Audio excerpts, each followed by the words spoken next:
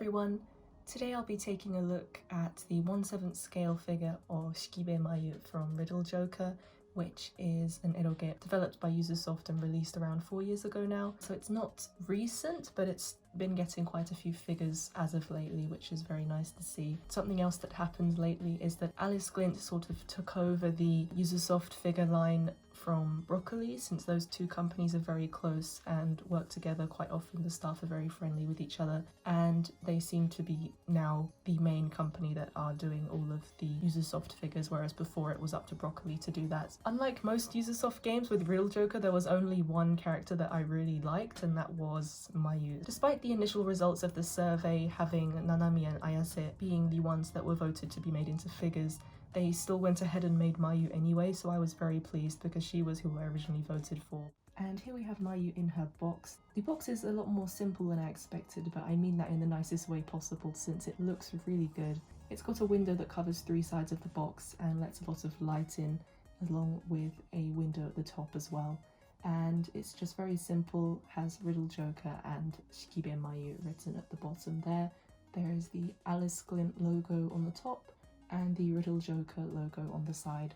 And the back is very nice. There's a really lovely photograph of Mayu with her quote, "Nakitai toki ga atta ra o nee-san ni namaete ii yo. Mune o kashite yoshi yoshi tte shite ageru." Which is really cute. I'm really glad that they included this, but this is such a lovely photograph. All of the, I don't know who it is that does the photography at Alice Glint, but they did a fantastic job of taking photos of this figure. When the official photos came out, I was really blown away. It looks lovely. I'm really glad that they included it on the box as well. It looks really good. Her clothing detaches nice and easily, and you'll need to cast her off just to get the plastic off at the beginning, regardless of whether you want to display her with or without the clothes. And the cast off option is actually really nice. I'm not sure if I can show it on video, but it's actually been done really well. She still has the coat on, since the coat actually has her arms attached, but it makes it very easy to cast her on and off, so I was very impressed with that. Mayu also comes with a glasses option, so you just remove the front part of her hair and then you can attach this one, so that was quite nice as well that they included the glasses. Personally, I think I'll be displaying her without, and here she is out of her box all assembled. From assembling her and having to actually take the plastic off from underneath and having to cast her off, I have to say I am really impressed with the cast off option. Not just sculpt wise, but the actual casting off process has been made really easy, so all of the clothing just comes off and can be put back on again quite easily. All of the clothing except for the coat. The arms are actually attached to the coat and not to the body. The coat isn't attached to anything, it just sort of balances on her shoulders. And the skirt and the waistcoat come off with these little pegs that can be taken apart and also put back together very easily. And they're quite flexible too, so very easy to put back on her body once they've come off. The face has perfectly replicated Muririn's art. There's just some simple, there's no style changes there. And the hair as well has very much all been sculpted to match the illustration drawn by Muririn. With the hair, I'm very impressed with the colour, but not so much impressed with the sculpting for the front part. Just the extra strands along here and up here. They look a little bit messy. From afar, she does look very good, and I think it's just when you really get up close like this to look at her that you do notice a little bit of sloppy sculpting. I will let it slide since this is actually the first of their figures to be released. So these small things like the tiny parts on the hair and things like that, I'm sure over time, once they've released a few more figures, considering this is their first, it's very nice. I'm sure that those sorts of things will disappear over time. The other thing, of course, is that the front part of the hair does come off, so there is a very noticeable seam line just around the side, but it's nothing too major at all. I'm not unhappy with her in any way whatsoever. Apart from that, they've actually done a really good job on the hair, especially at the back here. Colours in particular have been selected really well to match the original character designs and illustrations. I like that it curls up a lot at the ends as well. It signifies a lot of movement, but also Mayu just has this sort of messy-ish hair, which I really like. The clothes are where I'm the most impressed. I think the clothes have been made really well, not just the cast-off options, but the fact that they look this good while still being cast off and being not directly attached to the body. These are just their own separate pieces. The wrinkles and the painting on the waistcoat and the tie as well have been done really well. I like that they've really sculpted in between here and going down into the buttons there, so the buttons look like they're actually sewn into the waistcoat. I have very high hopes for the rest of their figures if this is how they sculpt clothes. The skirt, despite having quite an intricate paint job considering the pattern across along with the lining at the bottom, the painting is spot on. There's nothing wrong with it whatsoever. Everything's really clean. The skirt in particular was really easy to detach and then put back on.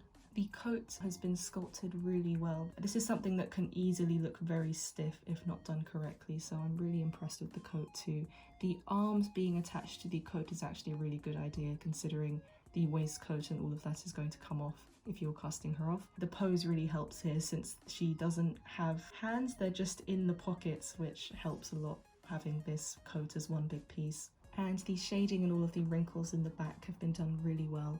Taking a look at her feet, she has her usual slippers on, which I think is really cute, along with the knee-high socks that she always wears. It's really nice to see a figure wearing not school shoes for once, I think, because my whole collection is key related or eroge related. Most characters tend to be wearing school uniforms since that's sort of the typical setting for these kinds of games, but none of them are they're either barefoot or wearing school shoes or boots or something.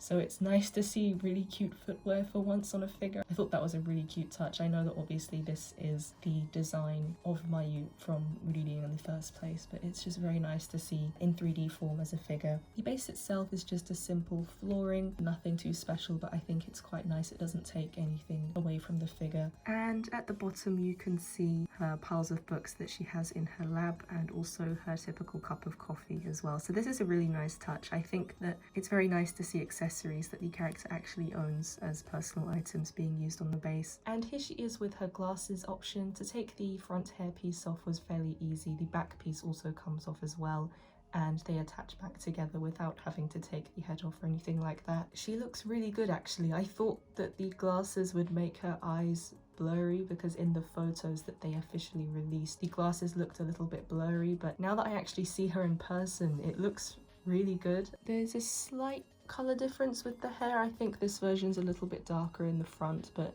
it's nothing too noticeable. Obviously they're two separate pieces, there's bound to be some colour differences. Regardless, it looks really nice. It's great that they actually went ahead and gave the glasses option to everyone and didn't make it some sort of store bonus. Overall, that concludes my review of the 1/7 scale figure of Shikibe Mayu from Riddle Joker. This figure was delayed. It was meant to come out in April, but it got delayed by a month until May, but that's completely fine. I think as their first figure there was bound to be some sort of issues regarding the release, but I hope to see a lot more from Alice Glint now that they've announced even a figure from Tenshin Danman. I'm really surprised that they would go back that far, so hopefully there'll be a lot more Yuzu Soft figures to come. I know they've announced quite a few already, but I would love to see more, and seeing that their quality is so good already on their first figure, I'm really looking forward to seeing them improve over time and maybe pick up some of the older characters that never got anything. I would really love to see something of Buraban or Natsuzora Kanata or something like that.